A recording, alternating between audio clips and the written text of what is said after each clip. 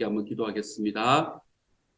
사랑하는 하나님, 하나님께서 우리가 내 모든 소원과 기도의 제목을 다 아시는 하나님 앞에 나아갔을 때에 우리의 삶이 예수님을 닮아가는 삶으로 인도해 가심을 믿습니다. 내가 순종의 한 걸음을 들여내면 하나님께서는 그 순종 속에 우리 하나님의 은혜와 하나님의 영광스러움으로 채워주실 것을 또한 믿습니다. 사랑하는 주여, 주님께서 은혜를 더하여 주셔서 우리 안에 계시는 하나님의 놀라운 능력과 사랑이 하나님 정말 우리 삶을 더욱 기쁘고 행복하게 만들 수 있는 하나님의 은혜로 받아들여질 수 있게 하여 주시고 주님의 은혜를 경험하며 살아가는 사람들처럼 하나님 우리의 삶을 살아가는 모든 삶의 순간순간마다 우리 주님께서 주시는 은혜 속에서 기쁨으로 살아갈 수 있는 하나님의 사람들이 되게 하여 주옵소서. 감사를 드리며 모든 말씀 예수님 이름으로 기도드립니다. 아멘. 하나님께서 우리에게 주시는 말씀을 함께 읽습니다. 사무엘상 25장 14절부터 22절까지의 말씀입니다. 사무엘상 25장 14절부터 22절까지의 말씀입니다. 우리 같은 목소리로 읽도록 하지요. 함께 읽습니다. 시작. 하인들 가운데 하나가 나발의 아내 아비가일에게 말하여 이르되 다윗이 우리 주인에게 문안하러 광야에서 전령들을 보냈거늘 주인이 그들을 모욕하였나이다. 우리가 들에 있어 그들과 상종할 동안에 그 사람들이 우리를 매우 선대하였으므로 우리가 다치거나 잃은 것이 없었으니 우리가 양을 지키는 동안에 그들이 우리와 함께 있어 밤낮 우리에게 담이 되었습니다. 그런즉 이제 당신은 어떻게 할지를 알아 생각하실지니 이는 다윗이 우리 주인과 주인의 온 집을 해하기로 결정하였음이니이다. 주인은 불량한 사람이라 더불어 말할 수 없나이다 하는지라. 아비가일이 급히 떡 200덩이와 포도주 2가죽부대와 잡아서 요리한 양 5마리와 볶은 곡식 5세아와 건포도 100송이와 무화과 뭉치 200개를 가져다가 나귀들에게 싣고 소년들에게 이르되 나를 앞서가라. 나는 너희 뒤에 가리라 하고 그의 남편 나발에게는 말하지 아니하니라. 아비가일이 나귀를 타고 산 호젓한 곳을 따라 내려가더니 다윗과 그의 사람들이 자기에게로 마주 내려오는 것을 만나니라.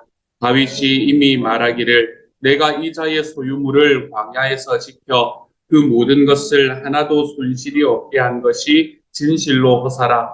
그가 악으로 나의 선을 갚는도다.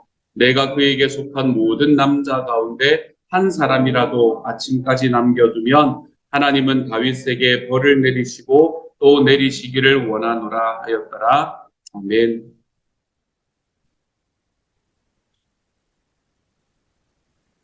오늘의 말씀을 이해를 하려면 우리는 어제의 말씀을 조금 살펴보아야 됩니다. 갑자기 아비가일이라는 여인이 나타나고 일이 굉장히 급박하게 진행이 되고 있는 것을 보게 되는데요.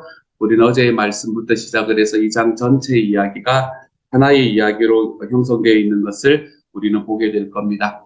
일단은 나발이라는 사람이 등장을 합니다. 이름으로 봐서는 마치 나팔 같은 느낌을 가지고 있는데 이 사람은 굉장히 엄청난 부자였다라고 성경은 이야기를 합니다. 이 사람이 가지고 있는 재산은 양이 3,000마리고 염소를 1,000마리나 가지고 있었다라고 이야기를 합니다.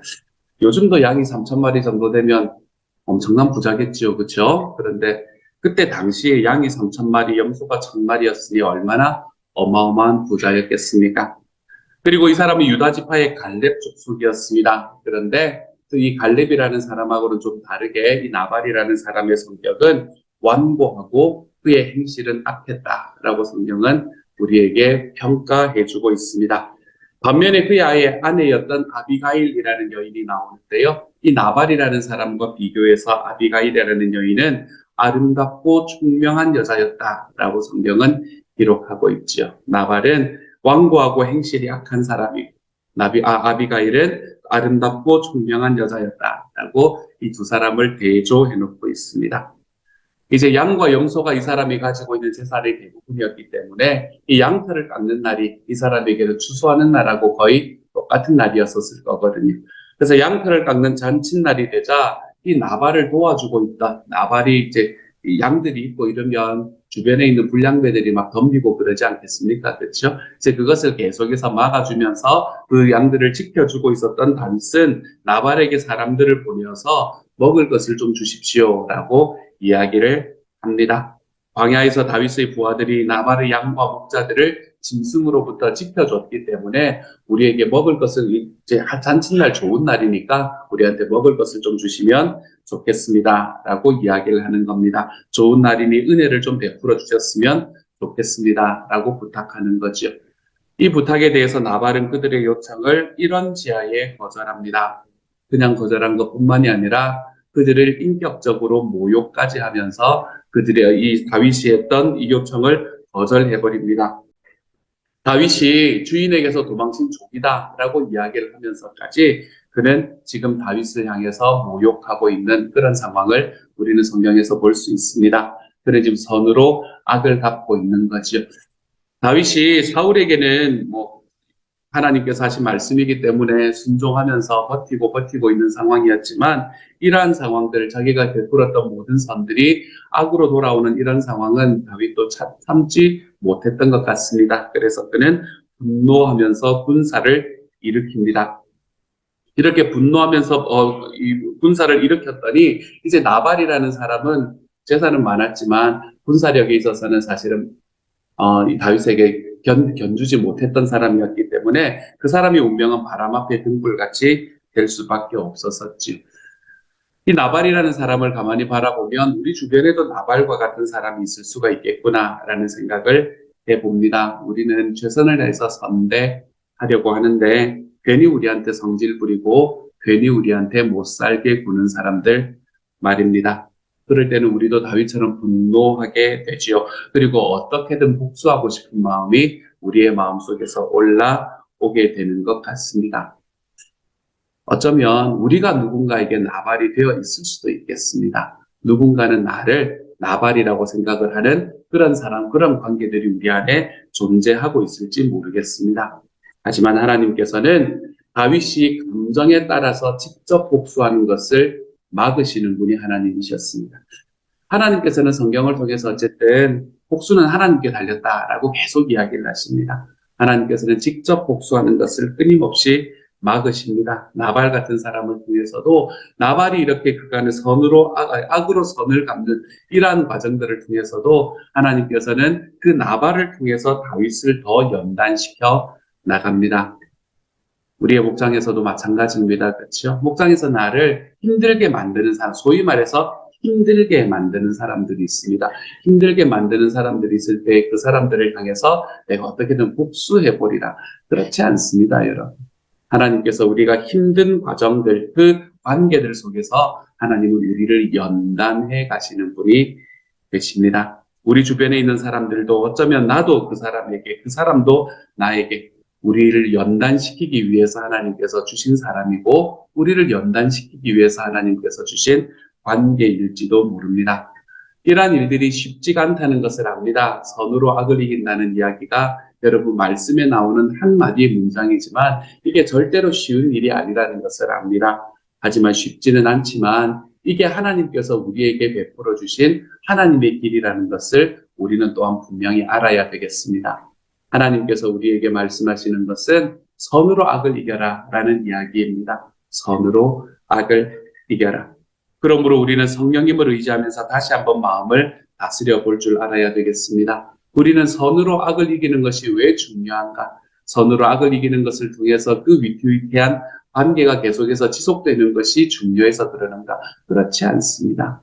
선으로 악을 이기는 것을 통한 이 과정을 통해서 하나님께서는 우리 안에 성령의 열매를 맺어 가실 것이기 때문에 그렇습니다. 우리는 그것을 통해서 인내를 배우게 될 겁니다. 우리는 그것을 통해서 사랑이 무엇인지를 배우게 될 겁니다.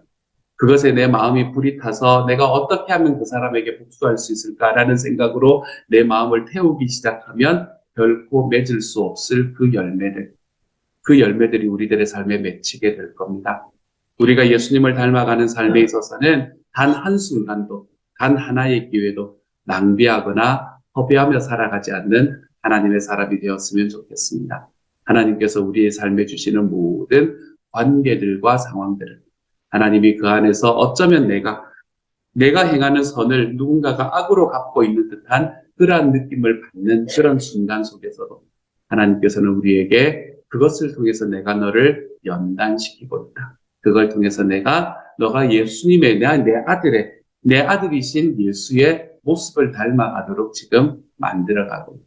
우리가 이렇게 하나님 앞에 성장해 나가는 과정으로 걸어갈 필요가 있습니다. 그러므로 사랑하는 여러분, 우리의 삶 속에서 누군가가 나의 나발이 될 때, 내가 누군가의 나발이 되어 있는 그 순간에, 사랑하는 여러분, 이 순간이 나에게 연단의 순간임을 기억하시고 예수님을 더 닮아가는 길, 주님의 열매를 더 맺어가는 길로 우리가 한 걸음씩 걸어감으로 우리의 삶에 있는 어떤 기회도 어떤 시간도 낭비하며 살아가지 않을 수 있는 하나님의 사람이 되어 가시기를 우리 주님 이름으로 축복합니다. 나발의 이야기가 이렇게 진행이 되고 난 다음에 오늘의 말씀이 들어오는 겁니다. 다윗이 이제 그거를 가지고 이 군대를 데리고 이제 나발을 치려고 오는데 그렇게 무장하고 있을 무렵에 어떤 하인이, 이 사람이 이름도 없는 사람입니다. 그냥 어떤 하인이라고 나타납니다. 어떤 하인이 아비가일에게 달려갑니다. 우리 어제 말씀에서 보았던 아름답고 지혜로웠던 여인 아비가일에게로 달려갑니다. 그래서 나발이 다윗의 일행을 모욕하며 쫓아냈다는 것, 그리고 다윗의 사람들이 사실은 광야에서 자신들을 너무나 잘 지켜주었다는 것. 그런데 이 나발이 다윗을 무시하고 그리고 모욕하며 쫓아냈기 때문에 다윗이 지금 나발을 치기 위해서 군대를 이끌고 오고 있다는 것을 알려줍니다. 그런데 왜 나발에게 이야기하지 않는가? 나발은 너무나 오늘 말씀에서는 불량한 사람이기 때문에 라고 이야기하거든요. 여기서 불량한 사람이라는 말은 무슨 말하고 서로 통하나 하면 고집이 센 사람이라는 말하고 그 의미가 일맥상통합니다. 그래서 나발은 고집이 센 사람이기 때문에 자기가 한번 마음을 딱 먹으면 그 다음에는 다른 이야기를 듣지 않는 사람이라는 거예요. 그렇기 때문에 나발에게 이야기하지 해봐야 별로 의미가 없다는 걸 아니까 그 사람에게 이야기한 것이 아니라 지금 아비가일 당신에게 내가 이야기를 하러 왔습니다. 이렇게 말하고 있습니다. 저는 이 말씀이 먼저 이 지혜로운 하인, 정말 이름도 없는 사람이잖아요. 하인이잖아요. 이런 사람이 딱 등장을 했다라는 이 사실 자체에서 저는 하나님께서 이 사건에 개입하고 계시는구나라는 것을 다시 한번 볼 수 있게 됩니다. 이름도 알려지지 않았지만 이 하인이 이 아비가일에게 이야기함으로 적절한 때에 이야기를 함으로 인해서 다윗은 복수를 멈추게 됩니다. 다윗이 이것을 통해서 복수를 만약에 성공시켰다면 마음은 시원했겠죠. 마음은 얼마나 시원했겠습니까마는 하나님 앞에서는 절대로 옳지 않은 일을 행하는 사람이 되었을 겁니다. 아마 다윗의 일생에 씻지 못할 오명 중에 하나로 자리가 잡히게 되었을지도 모릅니다. 나발의 집안은 또 어떻습니까? 자기 주인의 이야기 때문에 한마디 때문에 그냥 하루아침에 다 몰살당할 그런 상황에 놓여 있었던 나발의 집안 사람들은 또한 어떻습니까? 이 한 사람의 이름 없는 이 하인, 이 사람이 있었기 때문에 하나님께서는 이 모든 악한 이 결과들을 다 막을 수 있도록 만들어 주신 것이지요. 하나님께서 이때 이 한 이름 없는 하인을 사용하신 것처럼 오늘을 살아가는 저와 여러분의 삶에서도 무명의 사람, 이름이 없는 한 사람을 하나님께서는 통로로 사용하고 계십니다.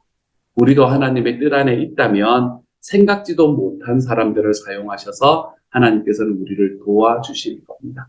내가 평소 때 생각지도 못했던 사람들과 상황들을 통해서 하나님은 우리를 도와주실 거지요. 그렇게 돕는 과정을 통해서 우리가 하나님 앞에 범죄하지 않도록 만들어 가실 겁니다. 그렇게 도와주시는 과정을 통해서 우리들의 관계가 하나님 안에서 더 부드럽게 풀려나갈 수 있는 이 은혜를 하나님께서는 허락해 주실 거예요. 이런 이야기들이 아비가일에게 들려졌습니다. 근데 아비가일은 그 이야기를 들었죠. 아비가일이 듣고 나니까 큰일이 났거든요.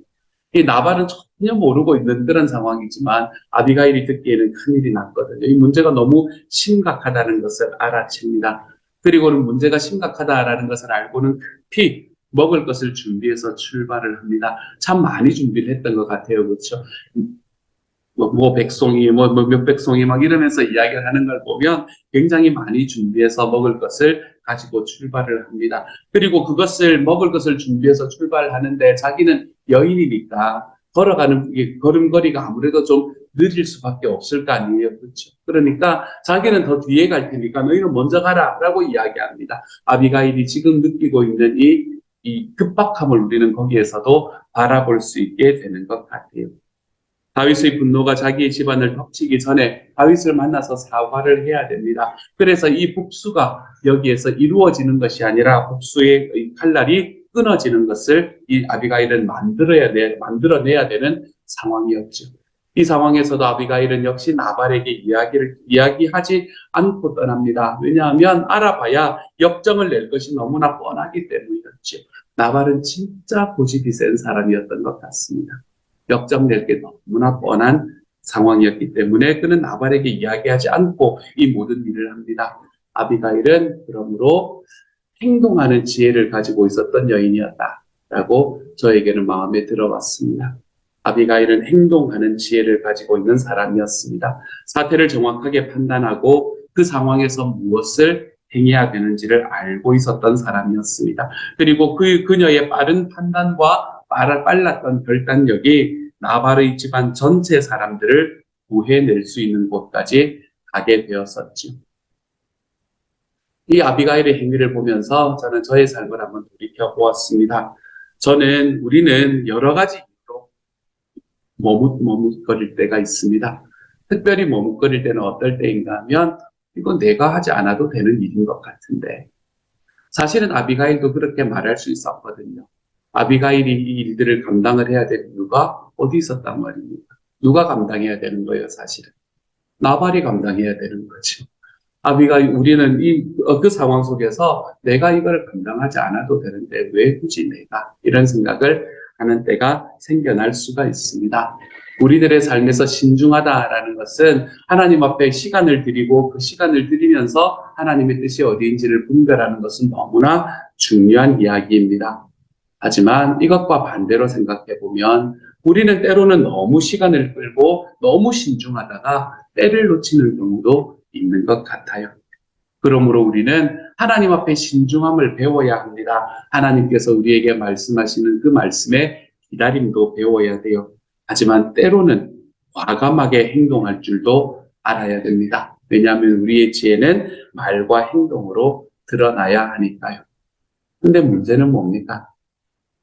어느 때가 어느 때인지 분별한다는 게 쉽지가 않다는 게 문제입니다. 우리는 과감하게 지혜를 행동으로 표현하는 삶을 걸어가면서 우리는 너무 성급하게 걸어가는 때를 우리의 삶에서 경험할 수도 있습니다. 우리는 신중하게 걸어간다라고 이야기하면서 우리의 때와 때를 다 놓쳐버리고 우리가 행동해야 되는 때를 놓쳐버리는 이 지혜로운 행동을 감당하지 못할 때가 있습니다. 우리의 삶에서는 이 두 가지 중에서 어떤 길을 걸어가야 하는가라는 것을 우리 하나님 앞에서 항상 질문하며 살아갈 줄 아는 하나님의 사람이 되었으면 좋겠습니다. 그래서 저는 우리의 삶에서 우리 하나님께서 우리에게 말씀하시는 길을 걸어가기 위해 내가 기다릴 수 있는 인내와 행동할 줄 아는 용기, 하나님 이것을 함께 가지고 살아갈 수 있게 하여 주십시오. 내 감정의 폭발로 성급하게 누군가에게 나아가서 행동해 버리는 것이 아니라 그게 사실은 나발이 했던 일이었고 자기의 기분에 따라서 너희들한테 줄 거 없다라고 이야기하면서 이야기를 했던 게 이제 이 행동하는 용기가 아니라 그것은 자기의 감정에 따라서 자기 주변에 있는 사람들을 대하는 어쩌면 고집센 사람들이 가지고 있는 특징 중에 하나이거든요.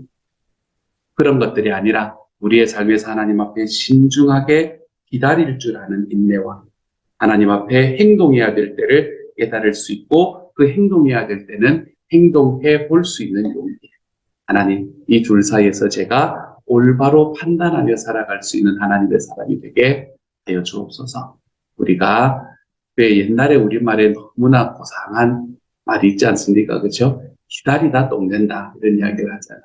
우리가 그렇게 살지 않도록 하나님 주십시오. 우리의 삶 속에서 기다리는 인내가 너무나 필요하지만 신중하게 기다리는 인내가 우리에게는 너무나 중요하지만 하나님 행동하는 용기가 없어서 하나님 제가 그곳에서 이 기다리다 모든 것들이 망가져 버리는 데를 경험하지 않도록 하나님 도와주십시오.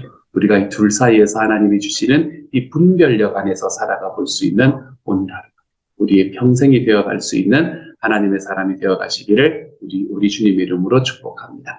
함께 한번 기도하도록 하죠.